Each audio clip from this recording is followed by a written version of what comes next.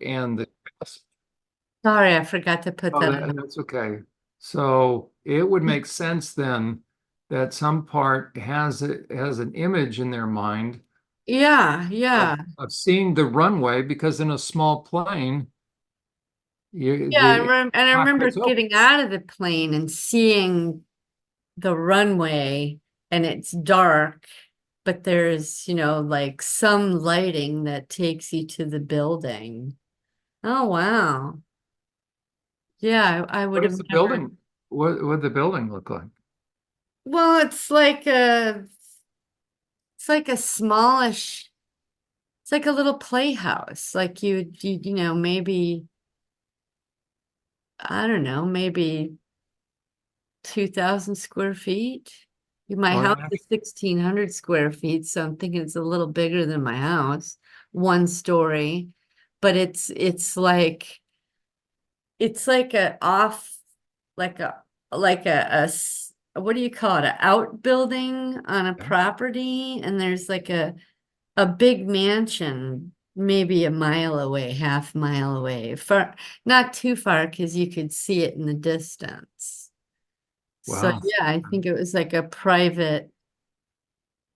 I want to call it a playhouse because it had a stage and curtains and the whole deal, and it had a Probably built for this purpose. probably, yeah. Wow. See, those Airport. memories were not even there until you started talking. So that's So on fascinating. Google Maps, that'll be interesting, right? You look for something with the airport that's attached, but royal properties. Real properties and yeah, in that Huh. particular area. But and yeah, I mean, because you couldn't fly too far away. They'd have to get me back home.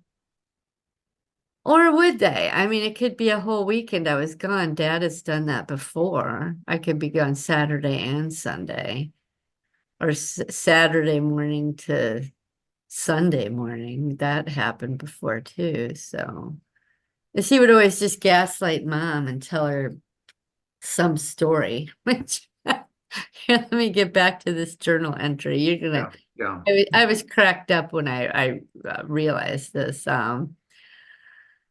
Okay. Anyway, that's where my memories took me. It was Finnegan, Jonathan, Executioner, and Sailor. Some of the killings took place in these playhouses, and some also occurred in the homes of wealthy people in Milwaukee and Chicago. Like nowadays, people have home theaters. Back then, wealthy people had indoor theaters, literally. So some were like in like the basements of mansions, but this one that I'm seeing right now is like a separate building. So as I'm laying there in the tub, I'm remembering some Shakespearean plays were enacted. I know the actual play, I know that in the actual play Hamlet, that royalty. Are you familiar with Shakespeare plays A at all? little bit. So in Hamlet, the king and the queen, or Hamlet goes and has him alter the story that they're going to enact so that he could trigger the king and the queen and piss them off.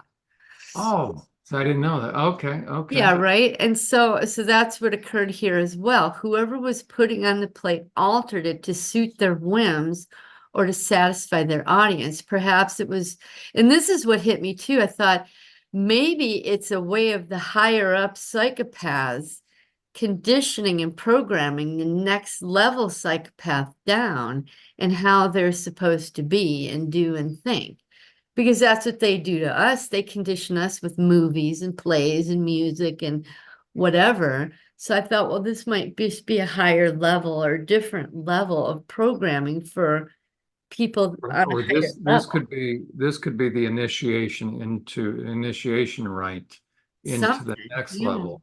Yeah. Because Yeah. you Yeah. imagine an adult, or this is the retreat, or these are the perks. Yeah. Because Yeah. who's going to sit That's there? What more like, adult? yeah. So this has got to be It could be for both at the same time, initiation for newbies and reinforcement for already existing. You know what I mean? Or with this level of stuff. I think it's more a reward, yeah, because rewards this too. there's too this would be too shocking for someone that hadn't eventually worked their way up to such a callous and indifferent. So Yeah, that that's that true. Yeah. tells me how high up the participants, the echelon. No wonder your dad He, wanted because these are And for that's people. what freaks me out because it's hard for me to believe I interacted with people at that level. But Yeah. all of No, this is hard to believe. see, this is like spirit cooking kind of crap. You know, Yeah, yeah, right? This yeah. is Was not, it by the time somebody sits there in the audience, this is not initiation. This is, oh they're yeah, they're reveling in it. already steeped in it Oh, they're because reveling in it. So this would be, they erupted with applause at yeah, the see, this is a perk yeah. for Yeah. them. So this was at the highest level then. Yeah, so anyway, I began to see different plays that were put on. And remember, my handler, along with Dad, was teaching me that. He says, quote, "You're going to see the little people." Now, in their world, think about it from royalty's Yeah. point of view. Yeah, that's right. Everyone's a little person, That's right? right. They're peasants. That's right. But in the play, they actually used children, little Yeah. people, right? So that's what they called the children, quote, "out there with knives and guns, and they're going after the king and queen." That's what my handler's telling me. And that I was a soldier for the king and queen, and it was my job to go out, to quote, "go out there and protect them and to kill those people." That they were in a war and I needed to protect the king and queen with everything that I had. And the handler and Dad would give code words and signals with their hands until they were certain that I knew what I was doing. I remember going out there on stage and going after the little people who had knives and guns. And yes, they were aiming them at the king and queen because that's what they were told to Of do. course. That's right. Trafficked children, right? They're thinking they've just been abducted and kidnapped. They're scared out of their mind. And I forgot to put on there, they're naked, right? With these these play toy weapons. It says, but now looking at it now, I realized they were fake weapons, but I had a real knife and I was sent out there to slit throats of all those little people. And so in the world of royalty, the little people were the minions, the fighters, the soldiers, the normal people, the peasants. And that's what I learned from Alan. But these psychopaths use actual little people, children. In one of these plays, I believe I was made to kill 4 or 5 children by slicing their throats. It was Slick, the one that was a mountain climber, right, and could weave around, that had to come out and weave around to catch them because once I killed the first child and they realized what was happening, all of them scattered and ran. They were not allowed to go backstage or off stage because there were people there to prevent that. So I had to chase them down like chickens and ultimately slice their throats. Slick also twisted her knee on a prop, the very same one that hurts me now, but her injury healed very quickly. So once it was done, the audience erupted in applause and raved and was just very excited. The bodies were taken away and prepared and put on tables for them to eat and drink blood. That's the spirit cooking stuff, right? They're Yeah. eating from a body. Says then an orgy happened in another room. That's where the electric sailor was brought out from time to time as well. Finnegan was the one called out, and this is the one that wants to smoke. He was allowed. This is where the two stories are connecting now from this morning.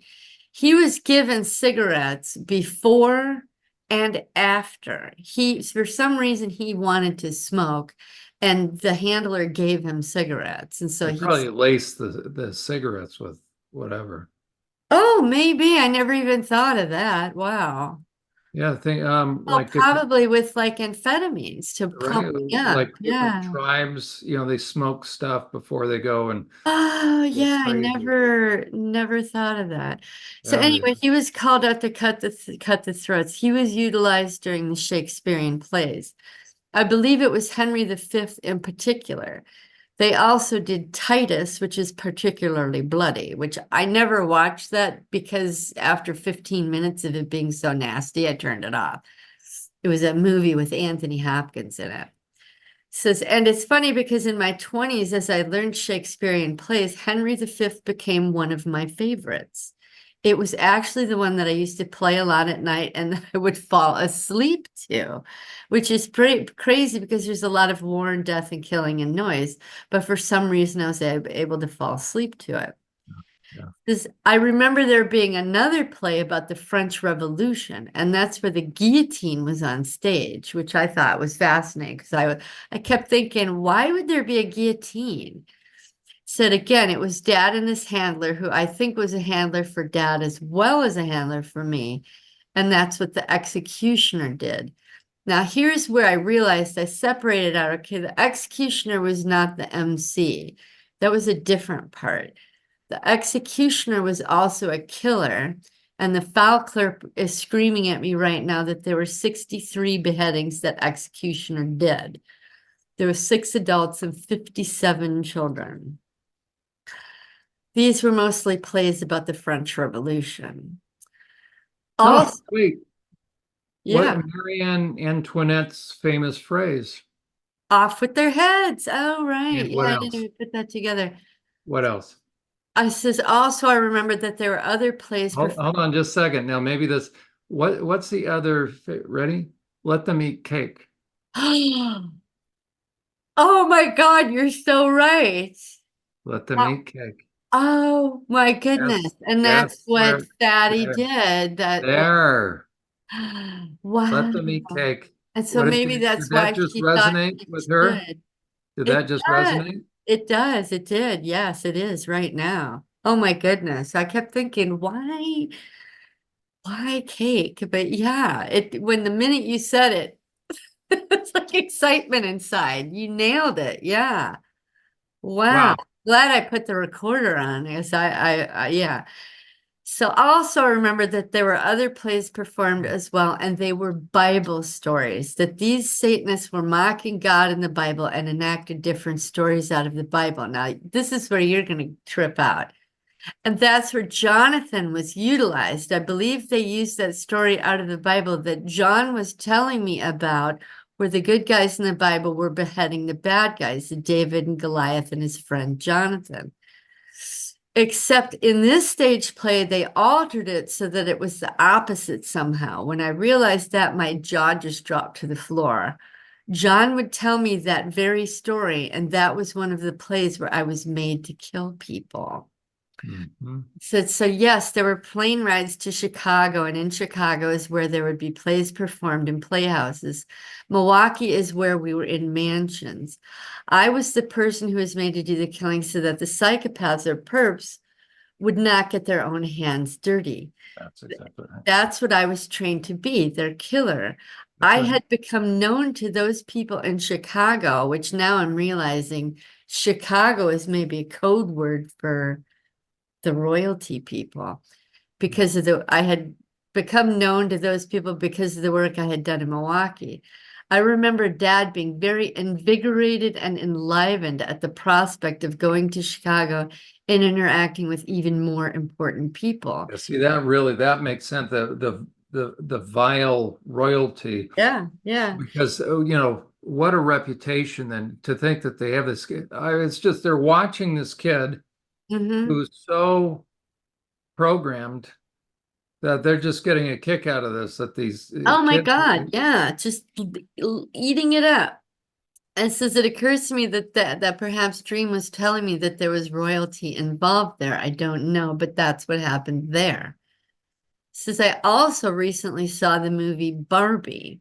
It's got a lot going on in there, and we're talking about the trans crap in there too. that's right. That's right. But it occurred to me that all those different Barbies, all those different accessories like the airplane, the Jeep, the boat, the this, the that, it occurred to me that maybe the Mattel company was also part of this psychopathic worldwide pedophilic insanity.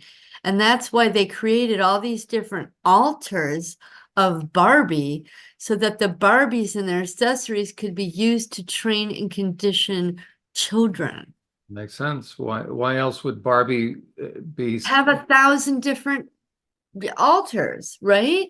And all and those look accessories. like they have the body of a airbrush model adult? Uh-huh, uh-huh, yeah. And I don't know why, but it just suddenly dawned on me, oh my God, that's a part of the worldwide mind control were these toys. Because I don't know if you've ever seen, but you can go on YouTube and just type in satanic toys or like sexual toys or something like that. And you'll see even to this day, every single toy on the market, and there's millions of them that all have a sexual component to it. And it's like training the children as they get, like, I don't know if you've ever seen those candies where it's like what are those things called that babies suck on? The pacifier. A pacifier, except it's candy. And so you have 6, 7, 10, 12-year-old, 16-year-old children sucking on pacifier candy. It's infantilizing them. That's Anyway. right.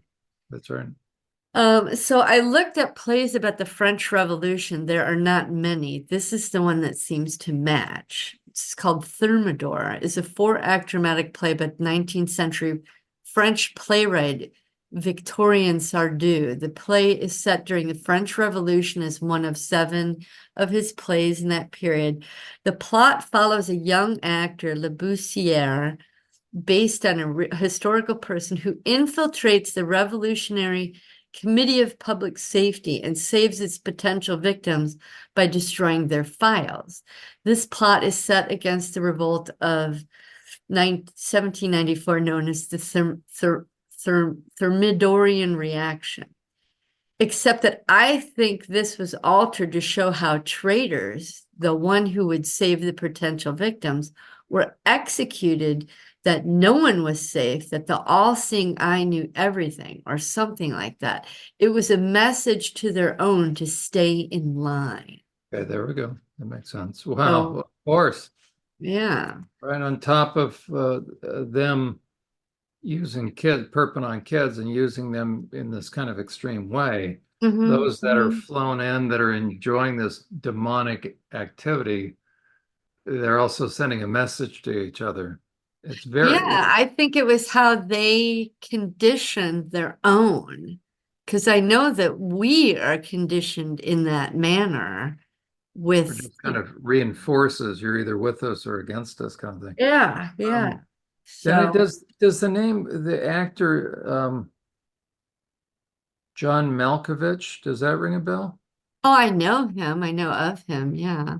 I mean, just as an adult. Because one of the clients that I have remembers being taken to an event where there was a throne That's the problem. and Oprah Winfrey comes out. I believe it. Sitting on that throne, the client as a child has to sit next to her, almost like, well, and Oprah abused her. Tom Cruise was there with Kids on a Leash, and then Kids on a leash. Yeah. John Malkovich raped a child to death. Oh And my he God. he I don't know why played that shocks me, but yeah, I played believe that of all of but them. he played in a movie with kind of around the French Revolution time because Oh. so I was just wondering. And he was being interviewed by an interviewer, redundant, but and the guy asked him, "Well, this character that you're playing is kind of psychopathic. Was that difficult for you to do? Was that?" And he just got this smirk on his face, saying, "Well, I come to realize that there's a little bit of psychopath in all of us," and it's like, "Oh my gosh, Yeah. it Yeah. is so." Um, but it was, I think they were interviewing That was over called that. The Messenger, the story of Joan of Arc. Okay, right there, playing French King Charles. Okay, right there. That's the movie that apparently he was able to play psychopathic. Yeah, I've never seen that movie. So I didn't know if they're having, okay, we got royalty, they're Yeah, playing. he does. Yeah, I've always thought that he was a little crazy. So it seems like that, I could easily envision he being a part of that type of thing since he was able to play a character. Oh, yeah. Property of royalty in, Yeah, let's just say, unbelievable. Ontario. Oh, Canada.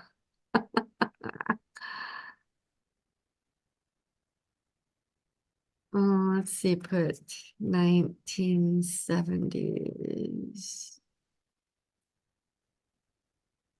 Oh, I didn't do that royalty.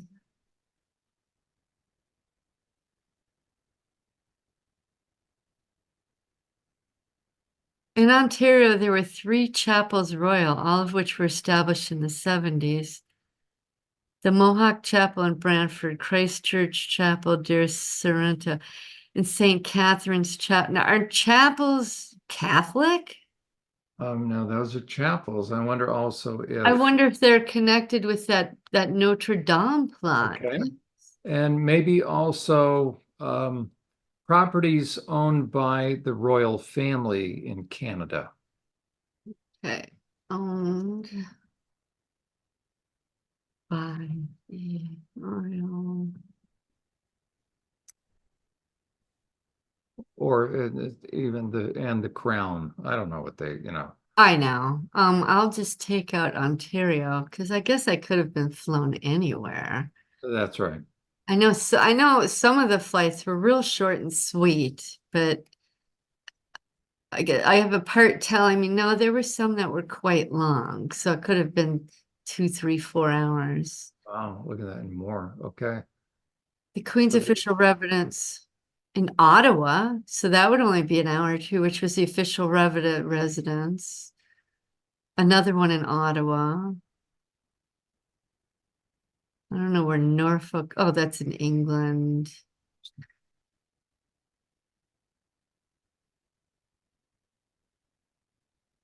Huh. I wonder if it's too bad you can't just click on these. All right, so we'll see where this is. Well, I don't know. I don't feel like going into this right now. I'll do that a little but later. at least you have something to go with. Yeah. Well, and if I could find it on Google Maps, then I could maybe, I don't know if they would even let you go down to street level and look at their backyard or anything. But you have the advantage if you remember an airport, then Yeah, I don't know if it was an airport, but it was just an airstrip I for a mean private airstrip, plane. right? Yeah. So that'll help narrow things down. Yeah. So that's fascinating. You see, right now, I still, Jonathan's screaming at me. He wants a cigarette, so I'm not sure what's happening there. Okay, well, it's probably tied to, okay, think about I uh, think maybe because we're getting close to this royalty stuff, and I'm sure that I was programmed intensely for secrecy because that's like the highest level or one of the highest levels. So, well, right you know, behind the if we're gonna compulsive behavior is rage. And so again, right behind any kind of compulsion, okay, compulsivity is channeling off rage. okay. So he's I got a guess ton I of need to, rage that's sitting under the surface. yeah, because I haven't beat up Ted yesterday or today. Okay, And so if that my knee hadn't been screwed up, I would have. So I guess I need to go out there and do a little work. I so guess I just don't need to jump around. right. So or you're just trying to stay in one place and whack it. Yeah, Well, yeah, as you're describing this, as you're talking more about it, and this is just sort of the way it happens, right? It starts to come together, but the more somebody, like in the journaling, exactly what you're doing, it starts to bring objectivity to bear. And yeah. so objectively, as you're reading this, it's going to be harder and harder for Jonathan to Suppress the right? thing. That's right, to explain away, not that he's looking to, but the impact of it is starting to. So they probably it wouldn't surprise me. They not only showed pictures of something. Here's what sailors do. So Jonathan learned, okay, this. But if they laced them with something, and how could they not? Because again, I I've heard never how many thought of that. times that they Yeah. would give, like in Central America, and some. Well, As a matter of fact, Jonathan's the one that had to decapitate. Now I that know. takes a lot of force and a lot of energy. Okay. It was done with one swipe. And to put them in an altered state. Yeah. And so I'm thinking like in the African countries or even in Central America when they have them just get in a frenzy and go do crazy stuff, they're always Yeah. smoking something. Well, and I know Chris told me when he was sent out on missions, that they had this little vial of something that they would wear on a necklace. And before they went out to do their thing, I think in the airplane ride is where they were made to ingest it. And I said, well, what happened? Chris, Yeah. that the special ops guys ingest something? Yeah, that and he said it was like an amphetamine. It whipped us up. It made them like you're explaining, kind of frenetic or frantic, or Oh my it just God. whipped him up. Yeah. And he told me that like 15 years ago. It was a long time ago. And I brought it up with him again, maybe 5 or 8 years Yeah. later.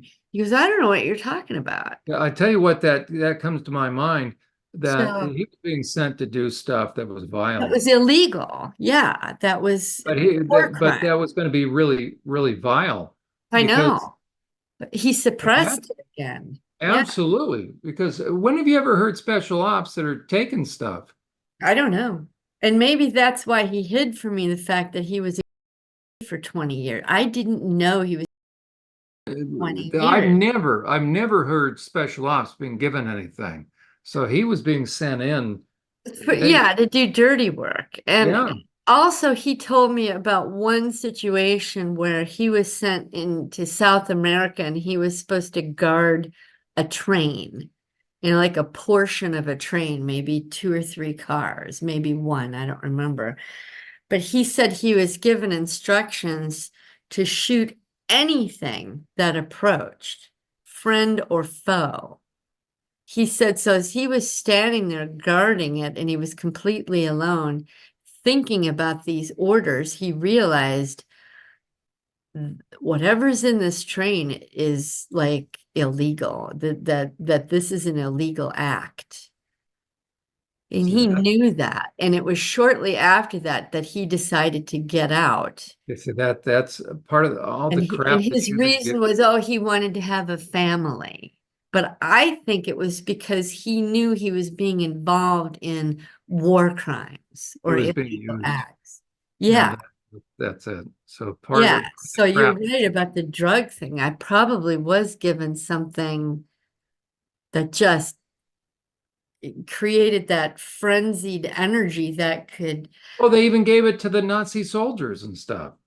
Oh, I didn't know that, but I believe it. I mean, how else do you get people to behave See that that? crazy to that Mhm. level of physical Right. just, And so that's why Jonathan feels this right now, because once you come oh yeah. And that the in, funny thing is because when you smoke a cigarette, like those 2 or 3 days ago when I it had those usually calms you three down.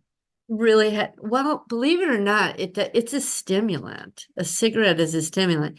So after I had those 3 hits, I really didn't feel anything. And I thought, wow, okay, well, I guess that's another part saying you're a non-smoker.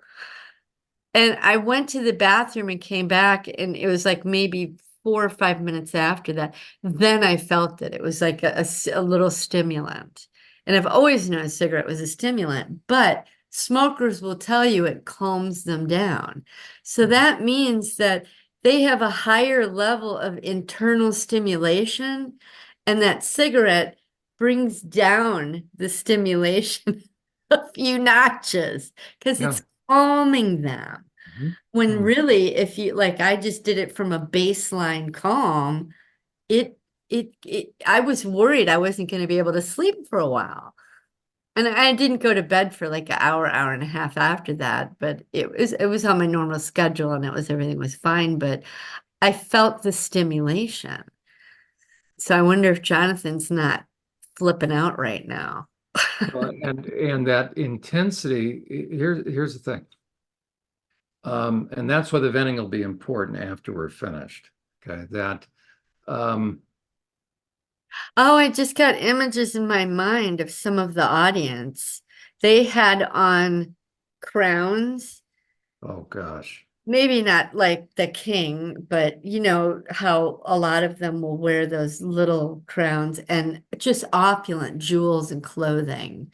So yeah, I think you're right. I think I was flown to Canada and they code worded it Chicago. We just went the opposite direction.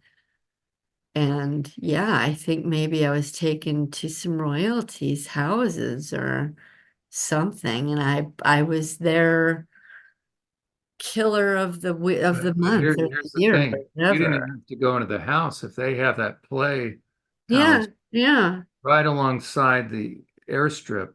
Mm-hmm, mm-hmm. Yeah, and because everybody could be flown in and nobody would need to enter their house or their property, That's but right. it was just close enough. And I'm thinking maybe because a property like that would be massive. So what I might have thought was a half a mile away, maybe because it was so large, maybe it was more like a mile away. You know what I mean? Okay, Just and the kids could be, proportionately. right? But The it kids was, could be but flown in. you were allowed to see it, is Yeah, my point. So right. they wanted you to know you're on this royal property, There we go. Right. but you're not allowed to go in it. You're over here. And the most important thing is they can fly in the kids, Oh yeah. the victims. Yeah. And so you wonder also if there was a pond near there, where they get rid of the kids. No, I don't Well, know. They have, incinerators, that's what oh, my grandma okay. and Okay, grandpa there you go. used. Especially in Ottawa, they're burning stuff all the time. Oh, are they? 'Cause it's cold up I there. wouldn't know. Um, Yeah, so okay. I, And so I know that, that's what my grandma and grandpa did. They had their own incinerator in so it'd in a have to be the basement. same. Yeah. Okay. And so from there, the royalty could be taken up to the main house and they all conduct their business. So this could be like And the almost, non-royalty would be kept right? So this is away. a little perk at some point in time during this is almost like the meeting of the heads of the EU or something. They all, Right, but I'm thinking that it's not just a perk, it's also they are also getting some sort of message. oh yeah, absolutely. You know what I mean? Like, Absolutely. It's uh, like organized crime. It's like The Godfather. You sing the meeting that so yeah. they're all at this table, but around the perimeter is everybody's security. Oh, right. Yeah. Yeah. And so it's right. And but what a perfect way to it's when you're in that deep and you're doing the worst kind of stuff that anybody can do. But for them, this is like their normal fare. You know what I mean? They don't But think this it's was odd. but this is a big deal. I mean, if they can find a kid. Okay, I mean, it's probably both, but they're flying them all in. Well, I know that in my plane, there were no other children. So I think the brown skinned children, I think the white skinned children, if they were part of a generational family like I was, we were trained to do tasks for upper echelon people. However high up, I guess determined how well you did your job.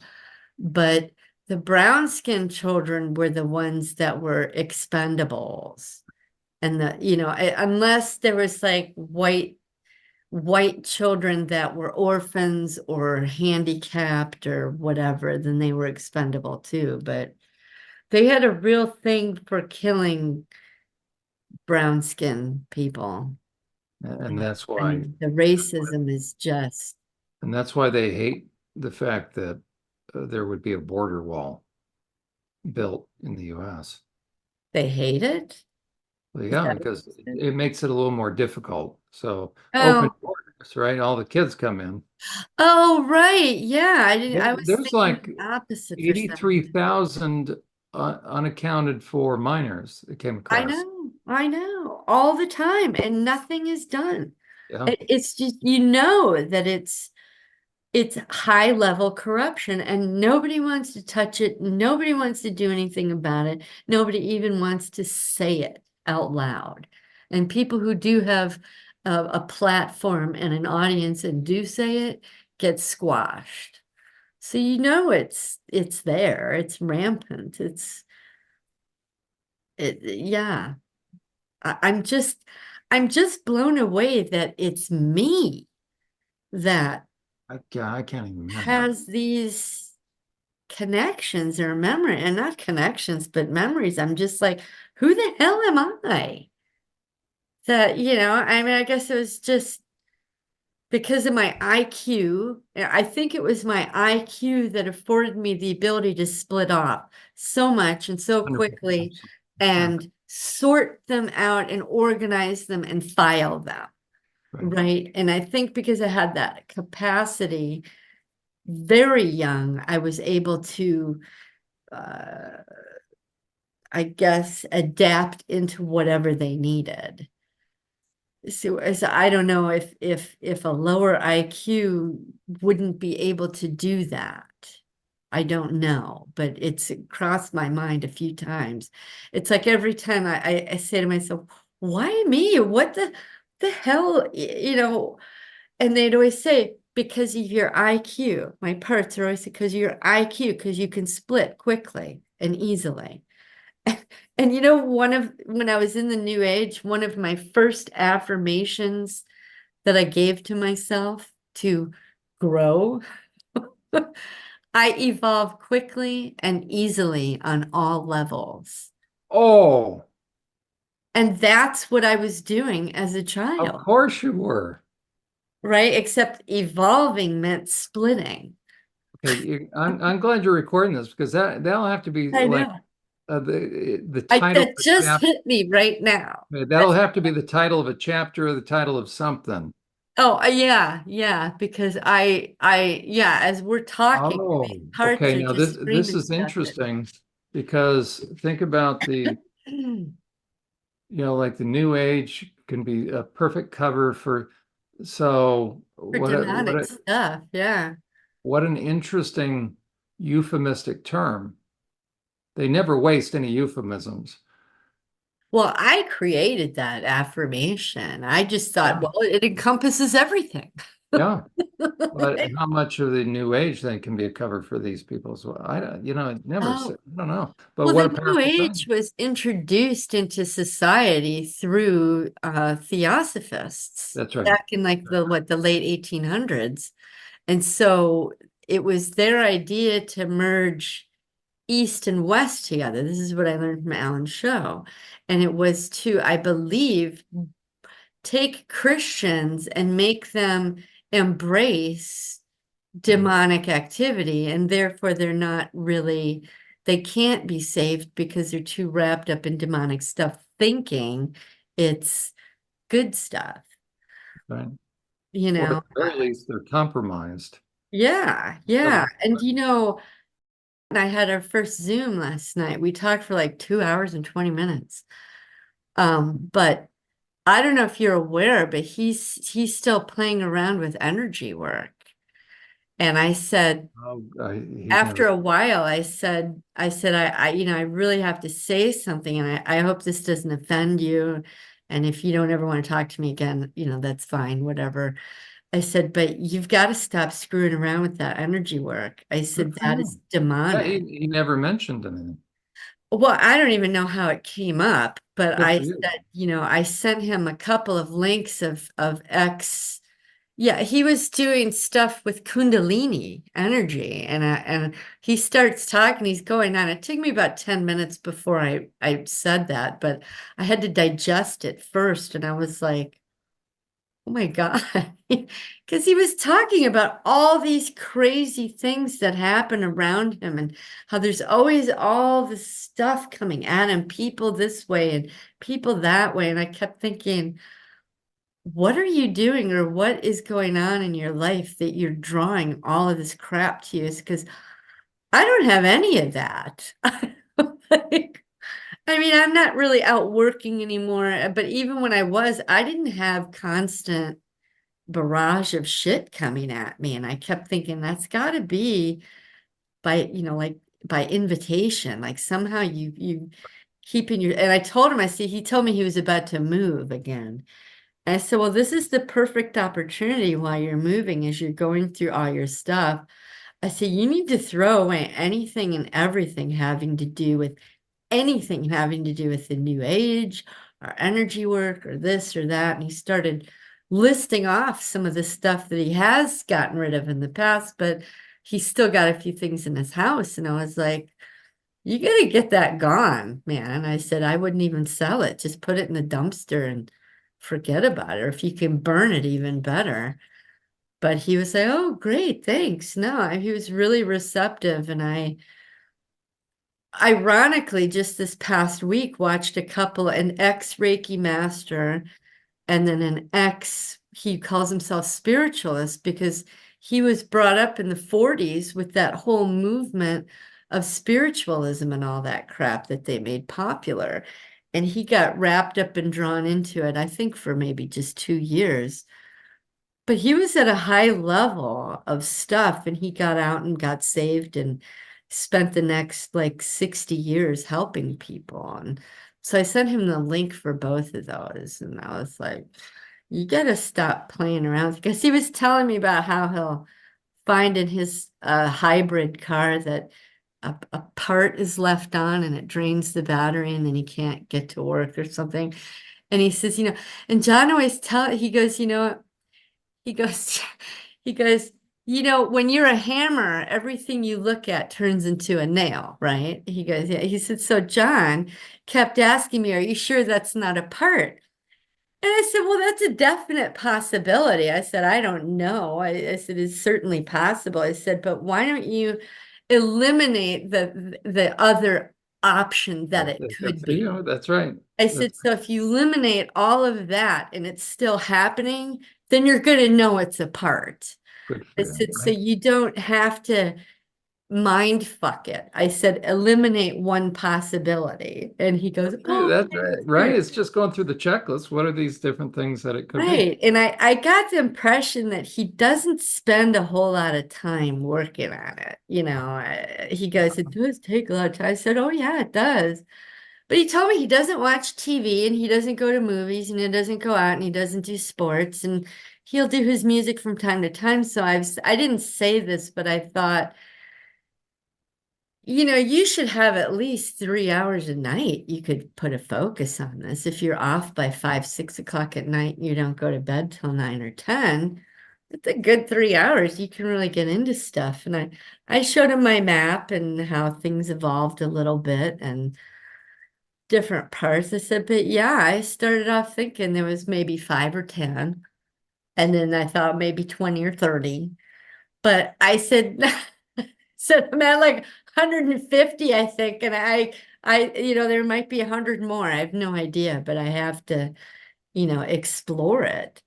I said, but as you get down and make your map, things are going to open up to you. I said, as long as you don't do it, it's not going to happen. I said, but you have to look at it and you have to wonder and you have to use your right, because your left brain's creating it, but your right brain's trying to sort it out. I said, you Yeah. got to just get in there and get dirty.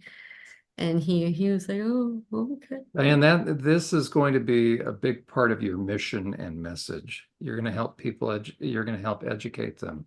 I hope so. I still, Uh, I just, I I think know. it's just going to come out spontaneously Yeah. because I can't organize it and make No, it. that's right. But I want you to know how invaluable the work But you're I was blown living through. away because I thought that he would be at I guess at a higher level, a different level, but he's still talking about energy work and stuff. And I'm like, in my brain, I'm thinking, what?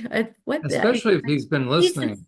he's a saved Christian, right? I mean, he talks about Yeah, I Jesus. assume I so. assume I'll have to ask him next time.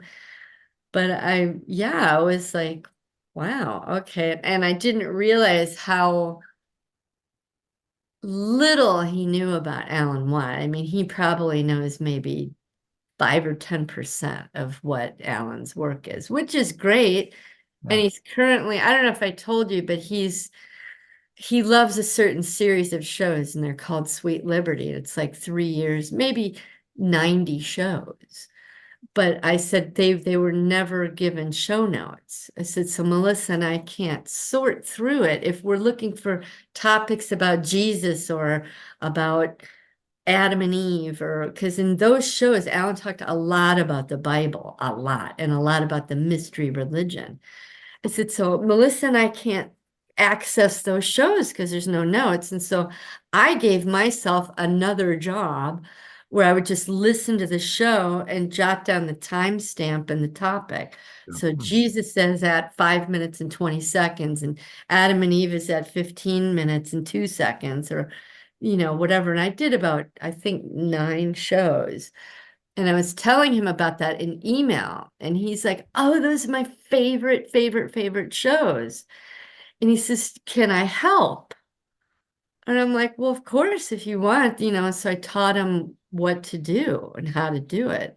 He sent me an email back and he said, he goes, listen to Sweet Liberty and take notes, twist my arm.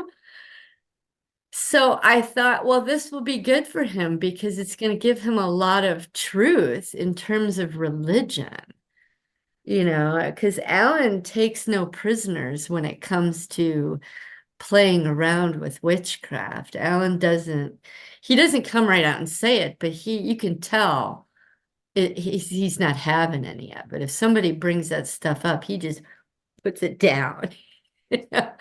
So I thought, well, it would be good for him. I mean, it'll probably take him a year or two to get through it, and he's very, I don't know. He's a nice guy. I liked him. I just was expecting something different. And so I thought to myself, I think I'm going to be like an auxiliary counselor. I think you're right. And I I'm like, I don't know. I got nervous because I thought, well, I'm not qualified like you are, and I don't know but you have what a the hell I'm spiritual gift. doing. You But have a I'm spiritual thinking gift. that God arranged this for a reason, so I might as well, see what happens. But um, what did I say? I said, well, finally we got to the end of it. It was like 2 hours, 20 minutes, and Chris had just come home, and I said, well, we should probably wrap up. And it's not because I was worried Chris was going to get mad because he gave me permission, but I just thought I'm not going to shove it in his face either. But he says, yeah, I thought that he'd want to talk maybe another time this week or next, but he said, yeah, I'll give you a call in a couple of weeks. I thought, I Well, said, I think okay, whenever you want, no big deal. you challenged him, right? He's having to kind of, Well, yeah, I thought, I can't not say what I no, think. good That's for why you. we were supposed to be friends. But yeah, he's screwing around with Kundalini energy stuff. And I said, you do understand that's witchcraft. Good for you. And I said, so if you're practicing witchcraft, that means demons, you're giving them permission to access you. I said, and that could be why you've got all these handlers all over creation, that everywhere you move and everywhere you go, they seem to know where you're at and how to freak you out. It's like I said, eliminate the source. Don't give access. I said, you got to shut all that down. And I said, I know this is a contradiction. I said, but for me in my world, I said, yeah, I was taught that energy work and all that stuff too. I said, I don't do it. I said, but in my mind, I imagine from my heart moving out love, the love of Jesus and the love of God, and that surrounds me Yeah. and that nothing can enter in except love. I said, if you're going to do any kind of energy work, that's what you should focus. I said, have it be Jesus energy only, and wherever it's going to emanate from in your body, wherever it's unique to you. But for me, it comes from my heart. And he's like, oh, that's a great idea. So, and I kept thinking, ask him if he's baptized, but I kept forgetting. So I don't know. Just thought you might want to know. And he told me that he had to cancel with you for a while because he's moving and he needs to save money and whatever. But I thought I maybe I'm the fill-in person for him till he can get back to you. I don't know. I mean, I feel like that's like I don't want to get a big head or anything, but I That's was like, fine. I think the Lord connected you. yeah, I thought, well, that's the You spoke truth. synchronicities are happening, so I don't want to spit in God's face, but On the fact that he didn't bring it up to me, but he brought it up to you. I And know. I was like, and he knows that you and I talk, yeah, so it's like he obviously wants me to know these things, so I won't tell him that I've told you these things, but I just thought it was fascinating. Because he did, when we first started talking, it's just right off the bat, he just I downloaded for about 20 minutes, and I'm thinking, that's fine. I don't, I'm good. I got Jon I can download with, and then, ultimately I gave him some background of me and told him about the killer parts and all that. And I said, it's really quite shocking to get to those levels. And then he showed me a sketch that he did too. And he said, as a little boy, he used to always imagine himself as a sniper in town, and he would take play guns and point them at people, and he would imagine killing people as a sniper. And I said, well, and he kind of brushed it off like it was just like a fantasy or something. And I said, has that ever occurred to you that that's a part showing you something? I said, because when I said the first time I saw flesh dripping off of a burning body, my first thought was, how on earth would I know what that even looks like? Number one. And then I said, for you, I said, if you're what, 5, 6, 7 years old, why would someone that young even have that cross their mind? I There you said, go. unless, you're watching war movies nonstop or playing video games where you're Still a shooting. sniper. That's Very specific. I said, so right? you should consider that might be a part. I said, and the fact that they're showing you these things and you're ignoring them and brushing them off as not real makes them think that they can't trust you. And so they're less likely to give you information. And he went, really? I go, yeah. I said, so when you have a bizarre off the wall image go through your head, just accept it. You don't have to understand it. You don't have to know where, when, why, or how. Just accept that it's coming from your own brain for a reason. And it's probably a part. And he goes, wow, okay.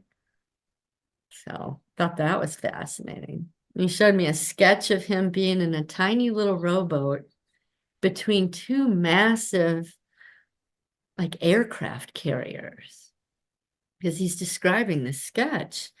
And he goes, why would I ever think of that? I said, well, some part in your brain sees it, you know? I said, so just trust it, just accept it. So you don't have to understand it or place it or pinpoint it. Just accept the image as real and a part of your experience. He goes, okay. It's like, I don't know, because that's what happens to me. I'll see something really bizarre and I I don't know. I guess because I'm willing, I want to know. He goes, well, how have you gotten so much so quickly and why? I said, honestly, I trigger myself on purpose. I want to get this over with. I want to know the whole story. I don't want to screw around with this until I'm 90. I said, Sure. I want to know. I said, God opened up the door, turned on the movie. I said, no, it's not in order. And no, it doesn't always make sense. But I said, that's what the charts and the graphs and the maps make you have to sort out.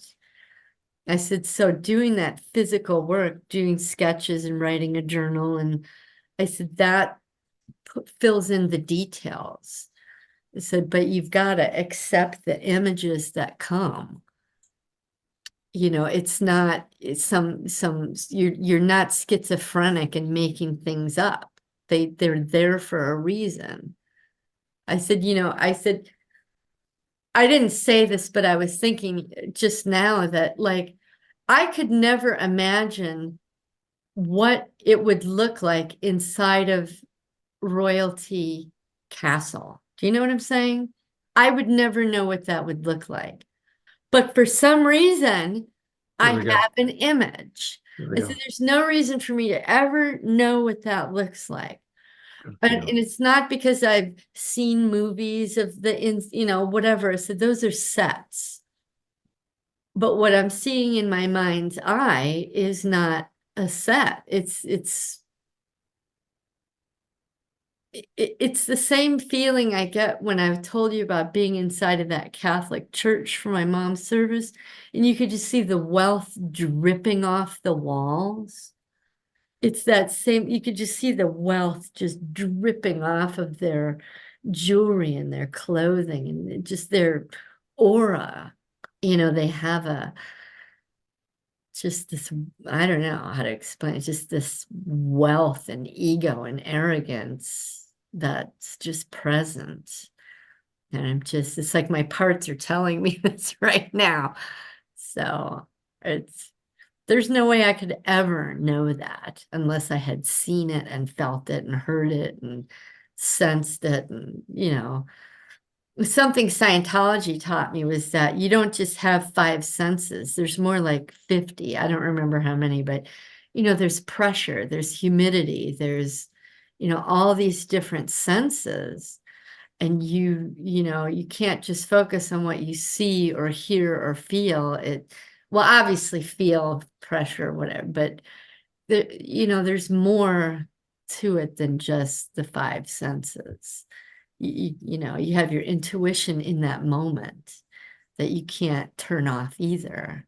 So I don't know why you probably know all this, and No, it's all good. Yes, one of my parts is just babbling right now. But it's all yeah. good, Diana, because as you're talking, it's just really reinforcing like the process. So it's good to hear me try it again. It's good for me to hear you processing because it just reinforces the overall process and what's necessary to get through this.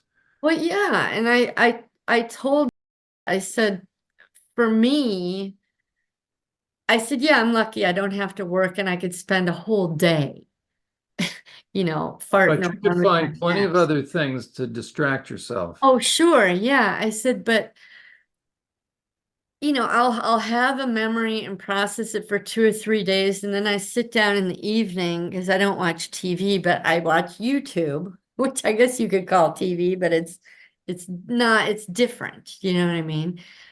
I said, and I'll put on something from the Imagination podcast. Oh, and I brought that up with him too. I said, you need to understand that a lot of those people Emma has on are not. I said, they're still practicing witchcraft. There you go. Said they're doing energy work, they're doing yoga, they're doing this and that and the rest. I said, don't watch that and think that that's the model to follow. I said, yeah, Emma's wanting everybody to have a voice and put it out there. And I think that's great. I said, but it's not the example to follow. I watched another one with her. And I was like, are you kidding me? Oh no, And it was like an hour into an hour and a half interview, and he starts talking about energy work. And I was like, uh, another one makes me not want to watch her show anymore. But I do because there's so many similarities and not coincidences, but just like items that I get from them. And it will trigger another part to say, oh, yeah, that was me too.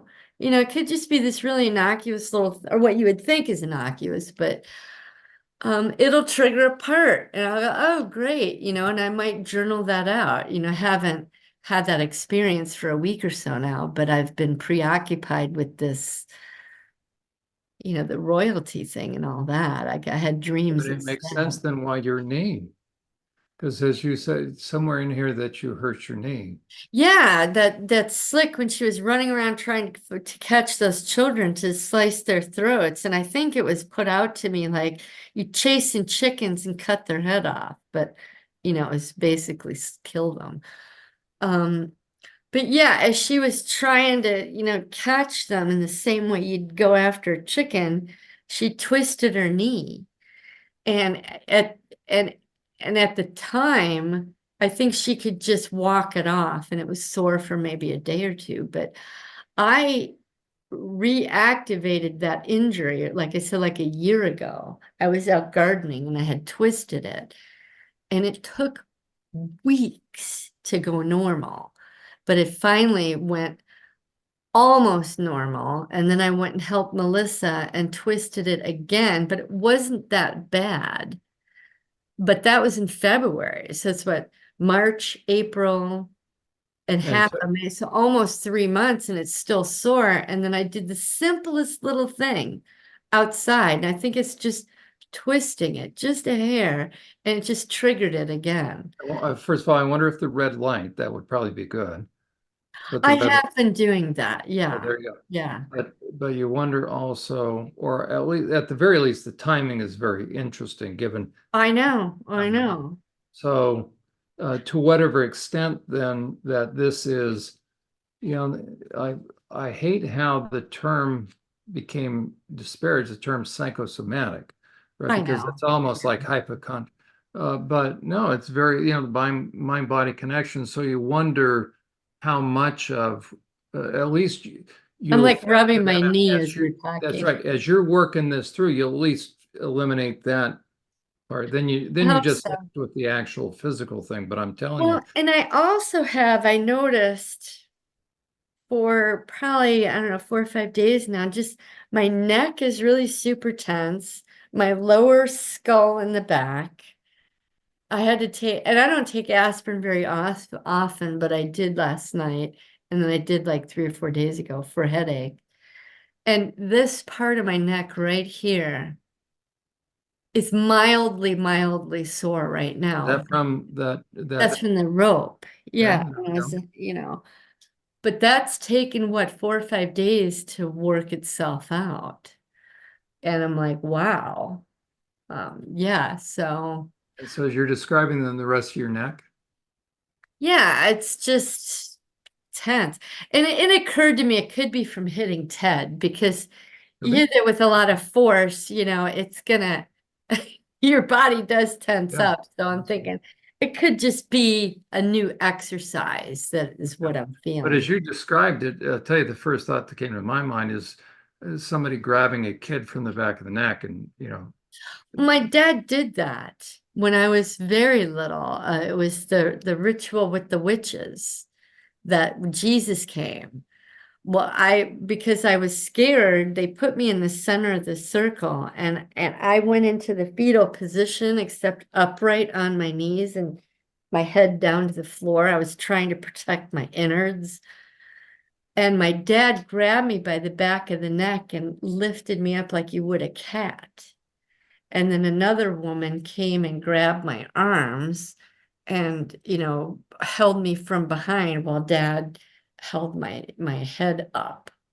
And that's when I vomited at my grandma. Um, and she said, "Who dare defy me?" And then Jesus said, "Me." And they all scattered, and then I was dropped to the floor. Oh, and I just realized maybe I whacked my knee then too. Or not, maybe I did. I just had the image of when I fell down, I hurt my knee too, same knee. and tell me again, yeah, so how did, how did Jesus tell them that? I think he said, "It is I, Jesus. This child is mine." But where did the voice come from? Inside of me. Is that right? Yeah, yeah. I remember I think it started when I was crouched down. And I think Jesus recognized that I was trying to protect myself. And so I think he entered then. And when my dad lifted me up, because I remember my body starting to get really hot and feeling this energy like moving around. And when they lifted me up and held me, something made just, I think Jesus made me puke in her face. I think he was defying her Yeah. because that's what she said. Who dare defy me? I think she thought it was another demon. And that's when Jesus was like, I forget, I think he said it's me, it's I, something like that. Jesus, this child is mine. And then they all just freaking scattered and I was dropped and I didn't know what the hell was going on. I think I think I would dissociated. Jesus just took over. I mean, I hope that's what it was. I think sometimes was it a demon just playing games, but I don't think so. I don't think those No, witches would have no, no demon. scattered like that, Right, you that know. would be, as Jesus said, a house divided. So the perps are doing their things, demons are loving it, and no, I Well, and I mean, remember at that age is when I used to go sit on God's lap yeah, when they were abusing me. And so he knew that I was his child, that I there you chose go. him. And so as I'm there, I used to always pray a lot, help me, help me, help me, help me, help me. God, please help me. God, please help me. Because I was taught Jesus was bad and I didn't know that, Corky and Dad confused me about the Of whole course they do. That's right. Trinity thing. And so I knew God was good. And so I'm going to cry out to God and ask God, please God, help me. Please God, help me. And I think that's what I was saying. Please God, help me. And he did. Yeah. And, it's like, What you experienced then would be a prophetic gift. I mean, literally like Isaiah, the prophet Isaiah or Jeremiah, where what must it have been like, or where Jeremiah is told, and same thing with Isaiah, they've got to go to the temple, or Ezekiel, they have to go to the temple. And sometimes I had wondered, something, every now and then it's like, okay, so you have to go up to the temple. And Ezekiel referenced himself as the Son of Man. So that's what's so powerful. So when Jesus referenced himself as the Son of Man, the Jewish leaders knew exactly, like, who is this guy? So he goes to the temple. So it's like seeing a prophet, but 400 years of silence. And all of a sudden, here comes this guy into the temple, kicking butt, taking names, kicking tables over. mhm. Um, but the prophets would say, "Thus saith the Lord," and start to speak in first person. I don't know what that means. As a matter of fact, let me read it just right here. Here's one that I was reading today. Okay, so this is Isaiah, just chapter 5. I was actually reading this today. Let's see, verse 13. So my people will go into exile far away. So who is my people? Okay, how about this? Um, Okay, verse 9 of chapter 5 in Isaiah. But I have heard the Lord of heaven's armies swear a solemn oath. Now he's going to quote God. Many houses will stand deserted, even beautiful mansions will be empty. 10 acres. He's talking about there's going to be famine. What sorrow for those that get up early. Um, but the Lord of heaven's armies will be exalted. But you've got first person singular where it continues many times, right? It'll say, okay, there, in verse 5 of chapter 5. Now, let me tell you what I will do to my vineyard. Okay, this is first person singular. This is God I, speaking through someone? yeah, through Isaiah. Okay. Oh, okay. So there are times where Isaiah's talking about, okay, up in chapter 4, the Lord will wash the filth from beautiful Zion. Then the Lord will provide. He will provide a canopy of cloud. Then all of a sudden it says, um, "Thus saith the Lord," and he goes into first person singular. Oh, wow. Yeah, that's I will break down. I will. So you see this flipping back and forth, and that's what he said. He hence said, the power of I'm a the prophet. So the Lord spoke through you. So he said, I'm the Son of God, Jesus. This child is mine. okay, so there you go. So you have talk about a prophetic ministry. It's very interesting, Scaring me. That's like a big responsibility. but it matches. So the Lord's honoring you for the pain you went through. Well, and I think sometimes I wonder if, because I think I told you this before, I feel like maybe before I was born, he asked me if I wanted that job. And I think I accepted. So I think I think it was like know. preordained or agreed to or something. But I think that's why I didn't off myself and didn't Yeah. Let me whatever. read Isaiah 49 to you. Okay, this is the beginning of the chapter. Listen to me, all you in distant lands. Pay attention, you who are far away. The Lord called me before my birth. From within the womb, he called me by name. He made my words of judgment as sharp as a sword. He's hidden me in the shadow of his hand. I'm like a sharp arrow in his quiver. He said to me, you are my servant, and you will bring me glory. I replied, but my work seems so useless. I've spent my strength for nothing and to no purpose. Yet I'll leave it all in the Lord's hands. I will trust God for my reward. And now the Lord speaks. The one who formed me in my mother's womb to be a servant, who commissioned me to bring Israel back to him. The Lord has honored me, and my God has given me strength. And he says, you'll do more than restore the people of Israel to me. I will make you a light to the Gentiles, and you will bring my salvation to the ends of the earth. I think you can take that to the bank for you.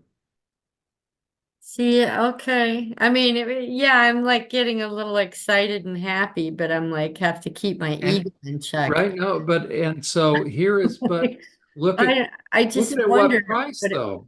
Look at I what know, price. yeah, yeah. Okay, now in Isaiah 50, so maybe read chapters 49 and 50 today for you as So encouragement. Isaiah, you said?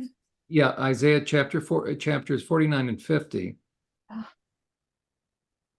I gotta get some paper. Oh, where's my paper?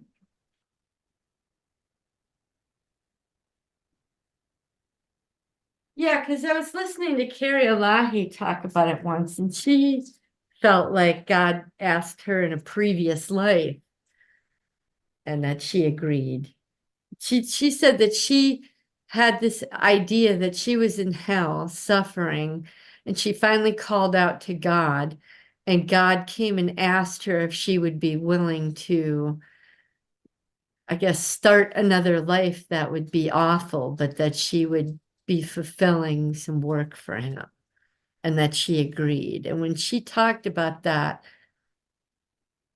it like put a seed. I don't know. I don't think it was the power of suggestion, but from that moment on, I always felt like, yeah, I feel like God asked me too. I don't know when, because I don't believe in previous lives, but, and I don't think I was ever in hell. But from what you say, maybe in the womb, that, yeah. Okay. So what is that? So Isaiah that's Isaiah chapter 49 49. and chapter 50. So in verse 4 of chapter 50. So it's interesting because God gives Isaiah there's two aspects then to Isaiah's ministry. In 49, verse 2, he made my words of judgment as sharp as a sword. But then in 50, verse 4, it says, and so I envision that this is really a twofold ministry for you.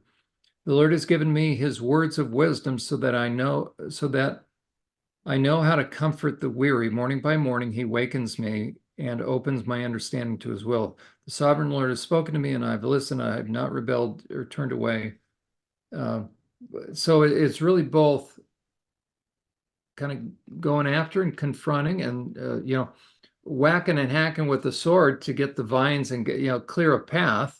Yeah. The stuff that'll, And you know what? Throughout my life, even as a teenager, my 20s, 30s, it kind of stopped when I met Chris because Chris knows everything, don't you know? But I was always the person people would always come to for advice. yeah, so you've, And I God's always, I never really thought about it like that. And yeah, I God, remember, it's funny, this hit me the other day. Actually, now that I think about it, when I twisted my knee outside, this is what I was thinking about. My neighbor from about 10 years ago, uh, we, I became friends with her reluctantly because Chris would go over there and drink with her husband in their garage, and they would have little parties every night. And I wasn't a drinker, but she kind of drew me in to be friends. But she would ask me advice, or I would be talking about something, and she says, what's really interesting about you is you always look at things from like about 50 different perspectives. And it hit me. Those must be all my different parts There you go. chatting away to people. Right. You're leveraging now that ability to be able To be to, conscious of them. there Yeah. you go. There you Yeah. go. But also then 50 verse 4. So it's both that you're going on the offensive and you're clearing, you're blazing a trail, the vines try to wrap around people's legs and snag them, and also when Jesus said the gates of hell will not prevail against the church, think about it. Gates are simply a defensive measure, which means nothing's stopping us. We're blasting through these gates. So we're taking, so it's neat to think that it's easy to believe that Satan is encroaching on us, that he has the power, but the reality, and that's still true, right? We have to understand the nature of our enemy, but how cool to think that it's really just like the movie. I don't know if you've seen it. Chris would really like this. It's a great one, The Great Raid. Have you ever watched that? No. Anna, this would be, I tell you what, this would be a good one for the two of you to watch. It's a great guy flick. It's true. It's the only raid it was the Marines going back into the Philippines to rescue those that had been taken captive Well, after Chris will apartheid had love been. that as a Okay, story. Yeah. true story. And they didn't lose anybody. I believe that's what it was. So so historically accurate. It's a beautiful film. Shows what the Japanese did at the beginning, so it's hard. But for you, what you guys could do as you're watching it, in a way, spiritually, this is your mission. This is really the mission of any, if we can envision, this is what we as Christians are called to do. People are held captive, but how much more then for the survivors? And we're going in for a great rescue mission. Yeah. We're Yeah. kicking butt. We're just getting after them. So it's a great. So if you two could watch it, and you know what, it'll bring a lot of stuff out in him. I'm telling you, right? As a former, he cannot watch this film and not be moved. So it'll really be serving two purposes. You'll then hear him. It's going to be great therapy. That's one of the movies I have vets watch to trigger them. Yeah. Oh, wow. Okay. So it'll be really therapeutic for him with his PTSD because it's going to bring out that intensity that will be the thing to help him heal, meaning he signed up to do good works. But for you, as you guys are watching it, you'll have a sense of what the Lord is going to use you both in terms of salvation, but look at what the perps do to all the people and all these survivors, and therefore survivors have parts that you're going to be like those Marines that are busting down the gate to set the captives free. So Yeah. that'll be part of Yeah. your mission. So that I recommend that film. That could be so he'll think you're sitting watching a war flick with him, but you're going to watch kind of in a way your mission that the perps have locked up these different parts and they've locked up survivors in these camps. And so to be able Yeah. to go in and set them free, as That's funny because when I was talking to last night about, the demon stuff and whatever, and he thought it might be demons, and I said, well, eliminate that.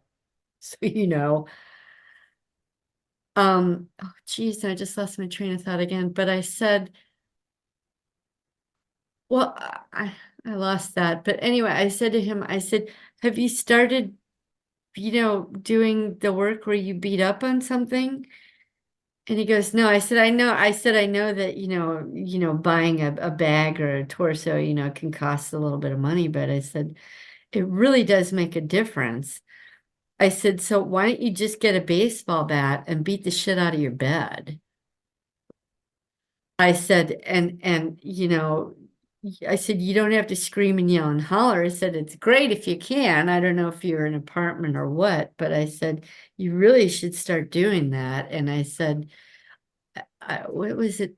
How did that connect with the demons? I don't remember. I said, because I said, if they are tormenting you, oh, here's what it was. I said, you have all the power. I said, do you know that? And he kind of looked at me funny. I said, number one, you have a body. And I said, that's the one thing that demons don't have that they want desperately is a body. I said, as long as you have control over your body, I said, stop doing that energy work because that gives them access. And I said, if they have access, they're going to draw their buddies to them. I said, so deny them access. And Yeah. I said, so you have the power, you have the body, number one. I said, number two, I said, if you believe in Jesus, they can't touch you. They can't. It's just off limits because Jesus owns you. I said, you don't own you. Jesus owns you. He owns your body. I said, so you have all the power. I said, don't talk to any demons because I learned this last week from the spiritualist guy from the 40s. I said, I said, when I said, I listened to Derek Prince for a while, and he's all about casting out demons. So, but the spiritualist guy told me, he said, if you cast out demons, you are talking to them. Good for He you. said, and if you're talking to them, then you're practicing necromancy. And necromancy is witchcraft. And I'm telling Scott this. I said, so don't talk to them to even cast them out. I said, you stand there and you ask Jesus, said, Jesus, there's a demon screwing with me. Can you make him stop? I said, so use Jesus as your voice. I said, but don't talk to them. I said, I had to learn that lesson. Good for you. But I'm blown away that I just could not imagine that much harassment for that many years. And the only thing I kept thinking was, he's inviting this. He's inviting this. Good for you. And I was like, how can I even know that? But nothing else made sense. It's like, I don't have that crap. And, I was in the new age. I didn't experience that. I mean, it's like, what is he And that makes doing? sense why he Awesome. now may have backed off for a little bit because you sent a truth bomb over and now you rocked his world. The truth rocked his world. Now he has to figure out whether he's going to let go of that idol.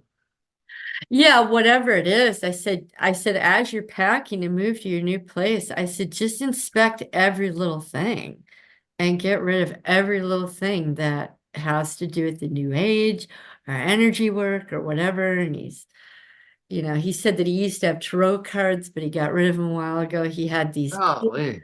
He said that he had these posters that were worth $500. I could have sold them, but I tore them up and threw them away. And I guess they were from music groups or something. And I said, it's great. I said, but I bet you there's more there. I said, I said, just nitpick through it, every little item.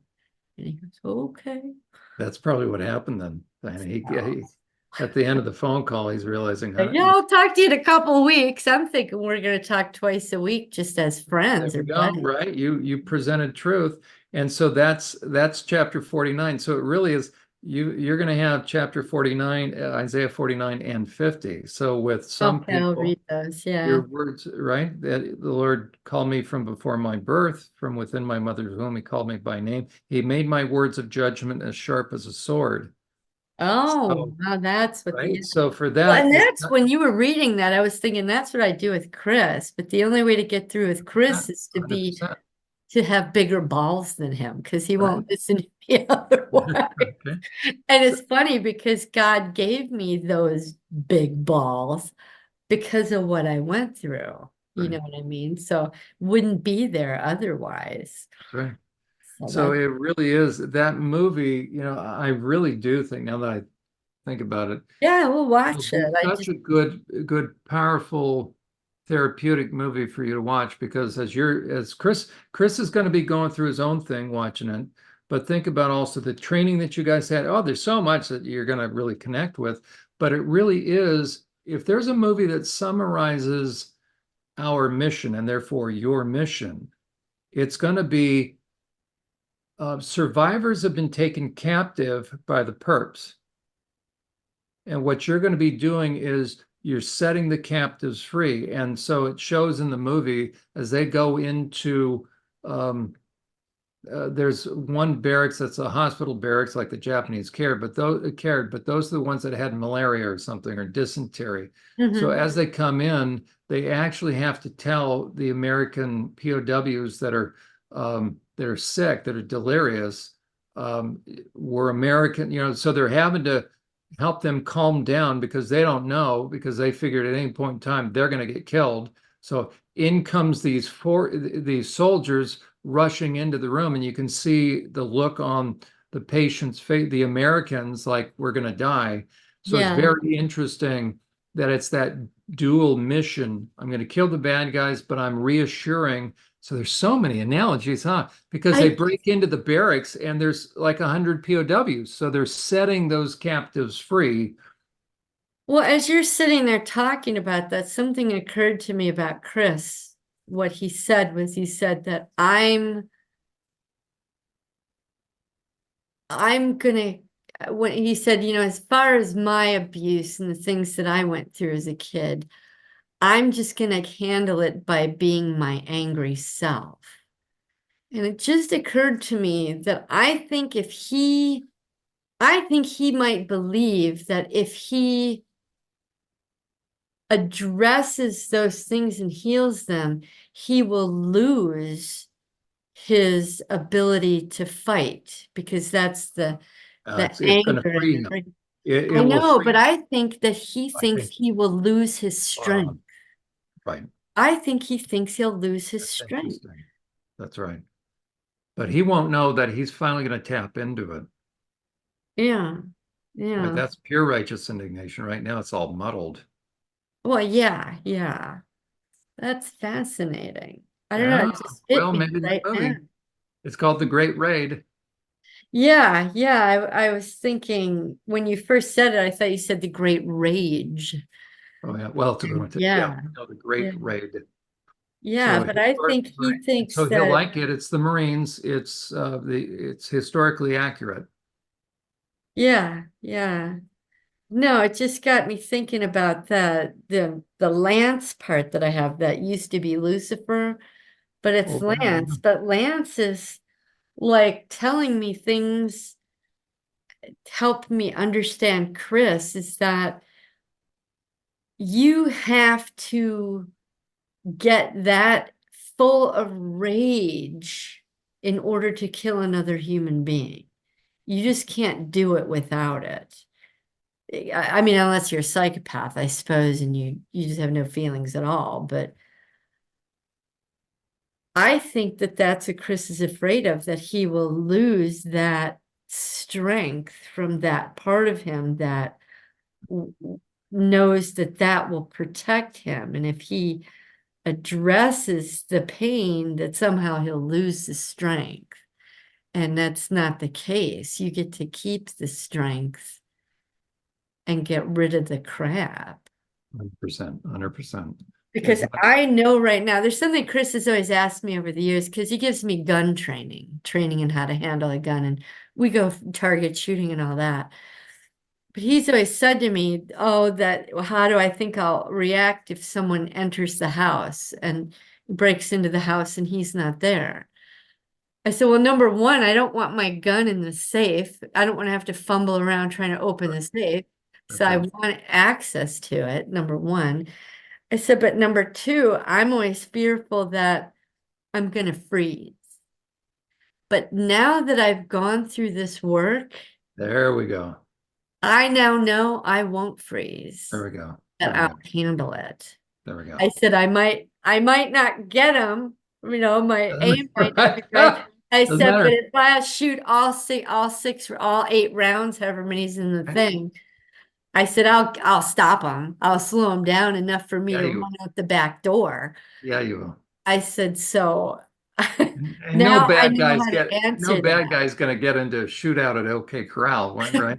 Right? They're running out the Well, door. that just hit me. I thought now I know how to answer Chris that no, I'm not going to freeze. I There we won't go. freeze because There I we go. can embrace the part of me that if you need to kill, then that's what you need to Oh, do. spot on. Absolutely. You know, Uh, I think up until now, I've always thought that it would be bad to kill, even in self-defense. So I'll shoot at their knees or their no, whatever. But well, no, and Chris has always said, no, you always go center mass of okay, their torso or they're right between the eyes. there you go. He There goes, you go. don't screw around. So I get it now. There you Yeah. go. I just That's sent right. the link in your Movie? email to the Great Raid. So Oh, that, great. Okay, right. good. Or I probably the trailer, so at least you know the one you're looking for. Sure, yeah. I've got Roku so I can search through all the various Okay, there we go. channels and There we go. see. Because I don't mind subscribing for like a 1 month, $5 to watch a movie. So Isn't and it then I'll turn interesting it that off. came to Yeah. that? It's interesting that that movie came to my mind. It's one of, I don't own many movies. I own that one just because I reference it. It's A been a lot. long time Yeah. since I've watched it though. But there's so much, every now and then you come Yeah. across a movie that really comprises such principles and truths, Mm-hmm. this Mm-hmm. kind of work. And so that's the movie. As you guys are watching it, envision that's what the Lord's calling you to do. You're taking out the bad guys and you're Well, and setting that's others what free. here's something else Chris always says. I know we're at 12 o'clock. I don't want to drag some, I know you've other stuff, but Chris has always said that in his ranger, there's two things. In his ranger training, when his buddies would get together and get all whipped up, maybe it was before they would go out on a rare thing or whatever, but he said that they always swore to each other that if they died, that they were going to meet up in hell and take it over. And I said, well, Chris, you need to think about that because if you can take over hell, that means you're going to be one of the demons. Right. I said, so you might want to reconsider that pledge. He doesn't get it. He didn't get it. I think he might now, but he didn't. I brought that up to him. Every time he says it, I go, now think about that. It's because you're really embracing being a demon. I said, so why don't you all gather together at the gates of heaven to go take, you know what I mean? So, and then the other thing he'll say is that he feels like his mission when he dies is that he's going to stand at the gates. At first, he used to say the gates of heaven, and he'll decide who gets to get in or not. And I go, really? Okay. But, and then over the years, it changed. And now he's going to be the one standing at the gates of hell. And I'm like, well, I thought it used to be heaven. And he's like, no, I'm going to stand at the gates of hell and decide who goes in or not. And then he also is referenced like being the gatekeeper of of but always being God's warrior, but he's like a gatekeeper. And that's why that internal war he has, and the fact that he treats the most precious thing to him, his wife, the way he has, he's just until he And then does he beats himself up over it too. And so then you gotta drink some more, right? right. Right? If he could just stop drinking and start sorting things out, I think he would be the most glorious warrior of God ever, ever. But I mean, that's what I see. And I feel like we're meant to be in battle side by side. And I know Well, for him, he can't accept that because I'm a woman. no, he's got anger at himself, anger at God, and but all that will be eventually channeled to anger. He'll be At healed himself. Yeah. at the perp with With the Ted. beating up. Yeah, he doesn't really beat up Ted. I said, you should. He's he's stuck for a special for a former special ops kind of guy to not use it. So that shows you he's afraid of the explosiveness. It's like I think, vomiting. yeah. Those dry heaves, but it's funny for him not to get close to that. Well, and plus too, he always will reference saying something like that when I die and finally get to talk to God, we're gonna have an argument. Okay, and that's what he needs to do out there.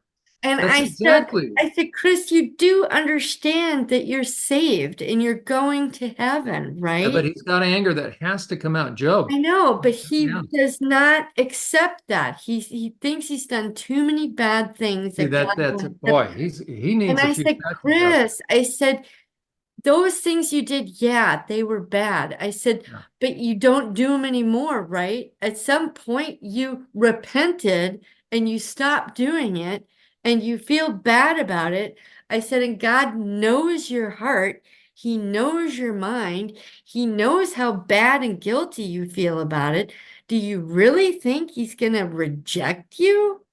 I said, because you repented, you don't do anymore. I said, God accepts you. You don't have to earn it. You don't have to work for it. It's just there. That's the grace that you get from being baptized.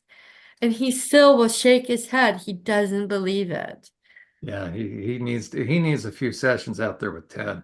I know. And I think the more I do it while he's present, Yeah, yeah. I feel weird doing it in front of him. I don't feel free. See, But I I did that day we had the argument and he was in the living room and I had the door open so he could hear me. And I was at it for like 15 minutes, John. I was just losing it. It's like beautiful. calling him every name in the book. And so something, I think as long as I continue doing what I'm doing, I think it'll open doorways for him. But that's a lot of his back off is he thinks that God hates him. See that yeah, he's just gonna have to work that through. Well, and I realize that now because that's what I worked out when I was banging away at Ted was I thought God would never forgive me. And therefore I deserve to be alone. I deserve for my friends to screw me over. Oh, and I need to tell you quickly too. Melissa and I talked yesterday. And an hour before the call, I realized, oh my God, what if she was expecting me to call her when I was done? So when I called her and we talked, I said, were you expecting me to call you that day after the text? She goes, well, yeah, I didn't know what was going on. Uh, I'm thinking she's being a withholdy bitch and all yeah, that. But when I worked out with Ted that no, that was me projecting on her. So we had a great talk. oh, that's good. And she's probably gonna, I don't know if she sent you an email yet or not, but she wants to do like a series of interviews with you Well, that's good. Oh, she did. and I do know it over the we're set up for for one. Yeah, but she's like, well, what do you think, John? Well, she wants to be the interviewer and pretend as though she's knows nothing about the subject. And so when you start talking about, but I said, well, you need to talk to John about that in the interview. I said, because if he knows you're going to do a series, then you'll lay it out like you did with Emma. You know what I mean? I think you had a very strategic way of presenting it, but she's wants it to be able to address an audience that will brush it off. oh, there She we go. Okay. she wants to talk to that person. So I said, well, if John knows that, then he'll know how to structure what he's going to say. And I said, he doesn't work off notes. I said, it's very free flying. I said, because he knows his information so well, he can just pull it out whenever he needs it. I said, so I think it'll be very organic and it'll flow well. I said, but let him know what you want to do, how you want to do it, and the audience that you want to reach. And Joe, okay, okay. I said, but definitely let him know that that's your plan. I said, because if he thinks it's just going to be a one-off interview, he's going to approach it a different way. So I thought I'd let you know that. So, but yeah, we had a great conversation and um, I realized just going forward, I'm not gonna, I'm not gonna wait around. I'm gonna call you. I'm not gonna be the victim anymore. I'm gonna take charge and handle shit. And if you do something that bothers me, I'm gonna tell you. There you go. So instead Wow. of just eating shit. So, but yeah, Good. I'll let you go. I know you got a new and more people. Okay. Well, when do we talk next? On Friday? Yeah, yeah. Perfect. Perfect. You're doing great work. And honestly, Thanks. You make me think about it from a different point of view. So that And if you find anything about the property, the royal property, let me know. I will do for sure. I think you nailed it, actually. I kept thinking I was in Chicago and just rich people showed up, but I think that may have happened, but I think we went from mansions in Milwaukee to a playhouse in Chicago, which then pulled me to them instead of them coming to me. That would have been training for a big thing. So, Yeah, yeah, okay, yeah. so Friday it is. All Okay, right, have a good day. Thank you. okay, thanks. Okay, Bye. bye.